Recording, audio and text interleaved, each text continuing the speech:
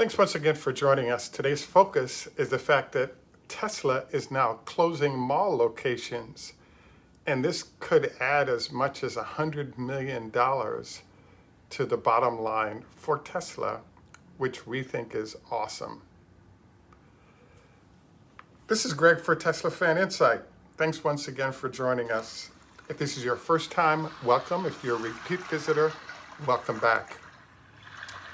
So we also want to thank our Patreon supporters because without you, we could not do this show. So your support is greatly appreciated. So I'm currently in Atlanta, Georgia, and in Atlanta, there's a mall called the Lenox Mall, which is in Buckhead, kind of an upscale part of Atlanta. So my plan was that I had a show in mind that I was planning to do, and I was thinking that it would be really nice to have the Tesla outdoor mall location spot as a backdrop for our show. So I happened to walk by to look for the Tesla location, and it was gone. So I was like, wait a second, what just happened here? So what I did was, there's a phone number. If you call the number that's listed for Tesla in the Lenox Mall, there's a picture of it, there's an hours of operation, and there's a phone number there. The problem is if you call that number, you'll find that the number rings to the service facility in a place called Decatur, Georgia. So I was like, wow, that's big news, because right now Tesla is really working hard to repatriate as much cash as possible to support delivering profits to the S&P that go beyond what they're able to currently do with only the EV credits. So I just thought this was pretty fascinating. I wanted to next mention that we were really excited about this development. About a year and a half ago, Elon announced that he was closing all of their mall locations except for certain strategic spots. And it was primarily to save money. The problem was the owners who had leased those facilities were not interested in being bought out, number one, or exiting those leases. The interesting note here is that, well, there are a number of interesting notes, but in essence, what we were focused on is just the fact that Tesla actually needed the malls for many years because they actually were an unknown brand. Once Tesla became a very well-regarded global brand, there was no longer a need for those locations, and they needed to use that capital for other things. So I know a number of you have fired notes to me regarding the fact that Tesla doesn't pay advertising fees, but the reality is that when you have mall locations at those prices and you're using it as a way to introduce people to the cars, you actually do have an advertising budget in the form of the cost of those mall leases. So the thing is that if you add up staffing those facilities 7 days a week, by 8 or 10 hours a day, combined with the cost of the lease and other expenses, we're talking easily, in some cases, $50,000 a month, and maybe even $100,000 a month for the highest end malls. So Elon attempted to close up last year and was unsuccessful in doing so. And I think you might be surprised in your local area now to see that Tesla is now exiting those malls. They actually can use the cash better elsewhere, and I think it's a smart move. Also wanted to note here that the costs related to also offering sort of free supercharger, or even in some cases free automobiles to those who bring in the most buyers for Tesla, is another form of sort of backdoor advertising that actually does generate cost. So it is good for the company to make this move, and we're actually thrilled to see it getting done. Now, there's a question mark that opens up here, because this 100 million, let's say, a year that's being saved on one side of the house in the form of advertising in this fashion may actually be going out the back door, because as the new battery plant is being built, and Elon's calling it somewhat of a test facility on Cater Road, the problem starts to become you're now consuming cash in that facility. And based on the complexity and size of that facility, I just think that that $100 million a year that might have been going to those malls is probably going to get consumed, because it looks like they're going to spend all total something like at least $1 billion for that facility, if not more. So it'll be interesting to see how this all works out. I guess part of the numbers that we're playing around with here is the fact that they did just have that $5 billion issue of stock. So it looks like the funds will be there to cover this. But nonetheless, it's great to see this transition in the company. And I think it'll make a huge difference in terms of putting cash back in that can be strategically used better for servicing debt or other things that can't be done with it currently. So, I would say the other question that comes up is that, what about marketing that's being done through these mall locations? Well, the answer is, as you've noticed, Elon sort of turns any company event, be it earnings, et cetera, into sort of a global entity, much as Apple does. But there's supposedly a 1% to 2% of sales sort of mandate for serious companies in their marketing expenditures. And so, one would assume then Tesla still needs to spend this money to create and maintain brand awareness. But I'd say that some of the Tesla craziness does that by itself. One, because the stock obviously bounces around a great deal. All of these sort of ways in which the company is showing up in the press is carefully monitored by a lot of folks to determine what the impact is of sort of all this de facto spending.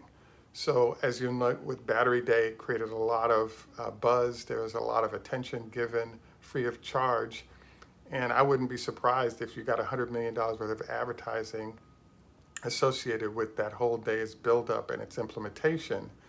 And so it seems like Elon is slipping in one or two events like Battery Day a year to go with the regular earnings announcements. And those entities are delivering at least $100 or $200 million worth of advertising. So you could argue that even though he has a lot of time that he's devoting to a whole bunch of issues, both in SpaceX and other companies and in Tesla, all of the efforts that are being made when it comes to Battery Day, et cetera, makes sense and is making a difference, making an impact on the company.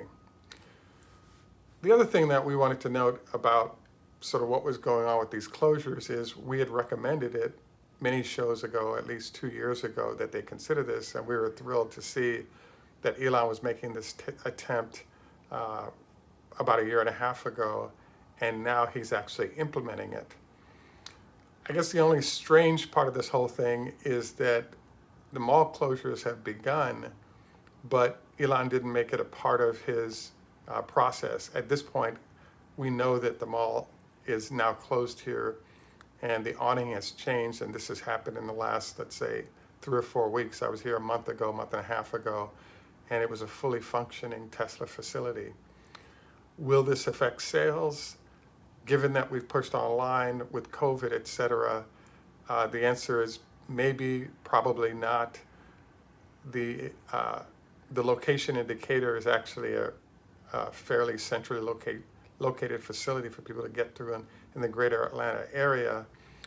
I would say that one thing I would love to see is possibly not a really expensive location, but more of a location maybe in Buckhead or near Midtown where there's some warehouse industrial space, so that folks can use the train to arrive and get their cars back and forth, something of that ilk, rather than where it's sort of in the flow of where people will be, because the traffic is actually pretty bad here, and I could see well-heeled consumers being reluctant to purchase vehicles that are in sort of out-of-the-way locations that are hard to get to and pick up their cars or drop them off. I suppose you could argue that this is a reason why, having the remote repair folks is actually beneficial in that process. But I just think that convenience can add to how consumers are making selection, and wouldn't want Tesla to experience sort of being cut out of that business going on. So I wanted to maybe review a couple of other items that have sort of come out now that we've sort of addressed this issue of mall closures and the potential impact of those dollars on Tesla. Number one would be Elon actually just tweeted the fact that the new batteries have been in use for about 3 months or more in terms of testing them out. So I'd have to say this is a bit of a surprise. He indicated that we're still 2 years away from this being used, and it'll be interesting to see which vehicles are getting those batteries, and it'll also be fun to see what the data flow is off of those batteries to see if all the promises he has made are actually occurring, and if so, why is it that maybe certain specialty vehicles may not be getting those batteries sooner than later.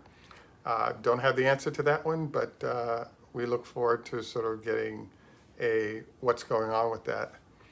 Perhaps the final note that's still a tail end feeder from Battery Day is UC San Diego had a professor who actually did a talk or had an interview with the folks at Yahoo regarding the impact of Battery Day. She highlighted the fact that there are a lot of things that are being done, particularly the elimination of the nipple on top of the battery is a huge deal in terms of battery changes that have been projects being worked on for as long as 10 years by some researchers. So the fact that Tesla is now implementing that is significant and impactful, and I'm kind of surprised given that she talked about them working on it for 10 years and Tesla seems to be trying to implement something of this ilk in 2 or 3, which is an amazing turnaround time given what we are told about the length of how long this research can take to get real progress. So we'll keep you posted as we identify new info in this space and et cetera. I wanted to also highlight the fact that tomorrow we have a show coming up. We have a friend of the show, Brandon Alexander, and we'll be doing a talk in terms of a market update and looking at where the markets are currently. So we'll definitely have that broadcast tomorrow morning soon after shooting that show.